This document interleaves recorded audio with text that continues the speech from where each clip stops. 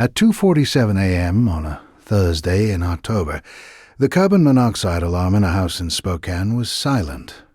The Labrador was not. The husband said it first. Something is wrong with the dog. He had the species right, and the verb wrong. Estelle Greaves had been a librarian and former social worker for 15 years. She had seen more than most parents ever would, and she trusted that. She had built her whole approach to motherhood around it. 20-month-old Vera had been sick for 4 days, a mild respiratory virus, the kind that moved through every daycare in October. By the morning this story begins, the fever had broken. Vera was eating soft crackers. She was walking by every measure Estelle knew. She was getting better. Crosby was a 5-year-old Brayard who had shared the house since before Vera existed. He had never shown anything but patience with her. The ear-grabbing, the shrieking, the lurching of a child learning to walk. He was the kind of dog people described as gentle to the point of being a little dull, which is why what happened on the 3rd morning made no sense. Crosby pulled himself off the floor, crossed the room, and lowered his face until his nose was 6 inches from Vera's face. That long jaw hovering at the baby's eye level, drifting closer, pressed to her chin, to her cheek, to her mouth. Vera started crying. Crosby didn't back away. He leaned closer. Estelle watched from the sink, coffee in her hand, and felt the first thread of unease. "Crosby, go lie down." He lifted his eyes to her and stayed exactly where he was. Vera cried harder. Crosby pressed his nose toward the baby's mouth, slow and deliberate, and held it there for 2 full seconds. Estelle set down her coffee. In 15 years of librarian work, she had seen dogs upset children before. She had seen the pattern: stress behavior, resource guarding, overstimulation around a crying infant. She had seen families dismiss warning signs until it was too late. She knew what this looked like. The size differential alone, 92 pounds to 20 and change, made her stomach tighten in a way she recognized as professional instinct. She crossed the kitchen and put herself between them. Crosby moved around her. He wasn't growling, he wasn't stiff, but he would not leave Vera alone. Declan came downstairs and watched for 30 seconds. "Should we put him out back?" Estelle was already nodding. "Just for a few hours, until she's calmer." Her mother-in-law, who had come to help that week, said it from the hallway without being asked. "You're right. You can't take that risk with a baby." They had all reached the same conclusion. That felt, at the time, like confirmation. The back door clicked shut. Vera stopped crying almost immediately, which felt like proof. Estelle picked her up and held her, and felt the quiet of a problem solved. Vera fell asleep against her shoulder, and Estelle put her down in the den. She went to fold laundry in the next room, the monitor on the counter beside her. Crosby was scratching at the back door within 10 minutes. Not barking, scratching. A continuous, focused, rhythmic scraping that didn't stop. If you've ever lived with a dog who seemed to know more than they should, subscribe. There are more stories coming. Declan let him in. He went directly to the living room doorway, positioned himself at the threshold, and would not move.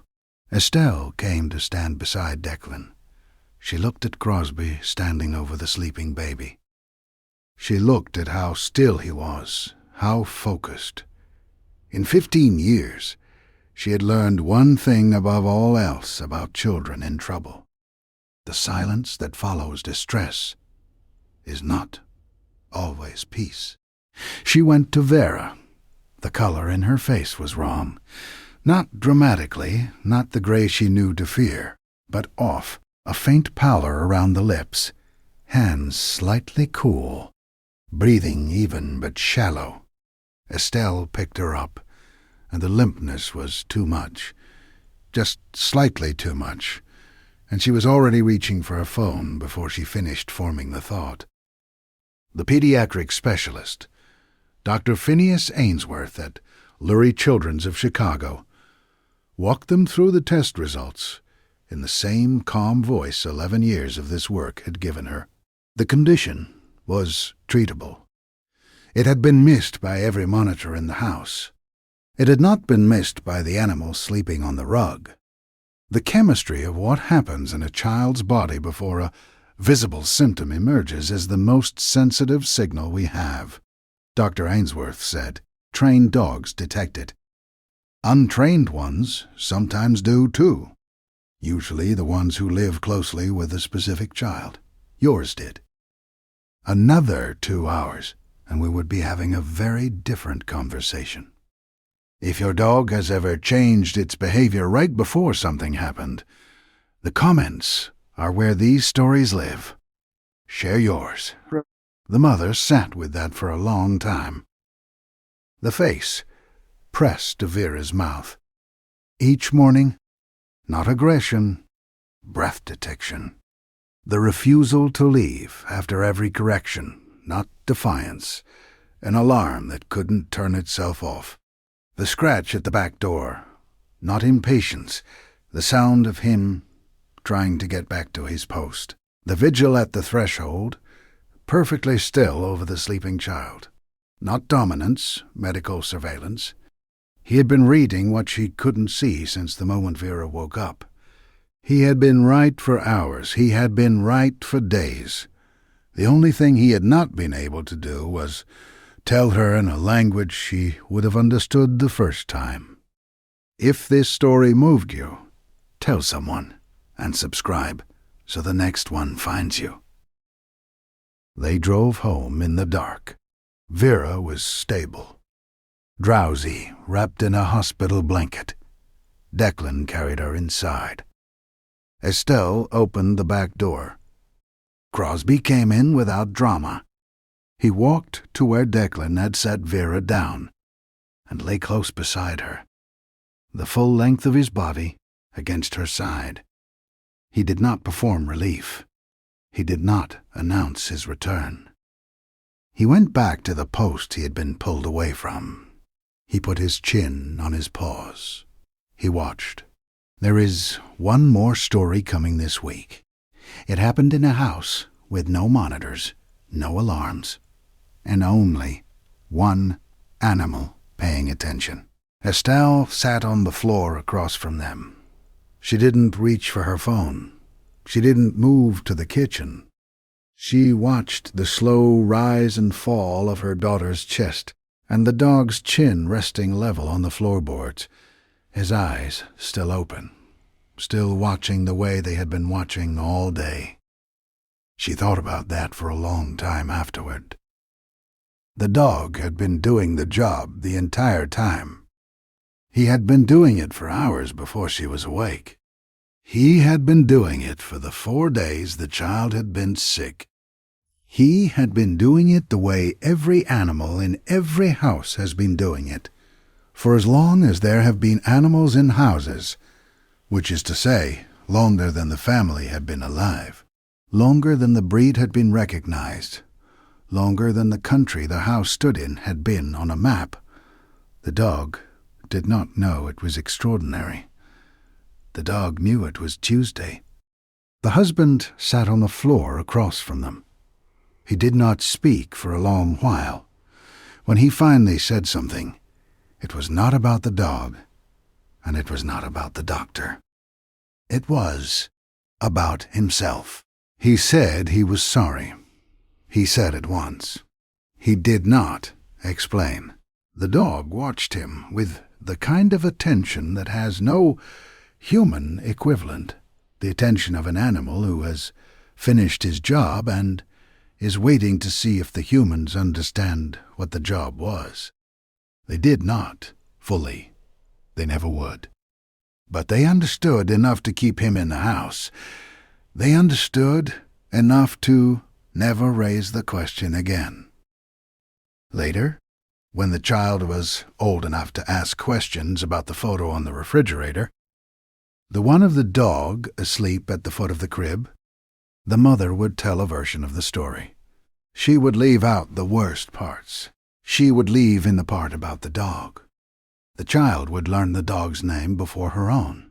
The child would learn what loyalty looked like before she learned what danger was. That order of learning matters more than any household in the country knows. The doctor's voice on the phone the next week was the same calm voice it had been at the hospital. The follow-up numbers were normal. The follow-up scans were clean. The medication was working. None of this would have mattered without those first 40 minutes. And the doctor said so in the kind of plain language doctors say for the families they know will remember it. She said, "The dog gave you the time we needed. Time was the only thing we needed." The mother wrote that sentence down in her notebook and underlined it.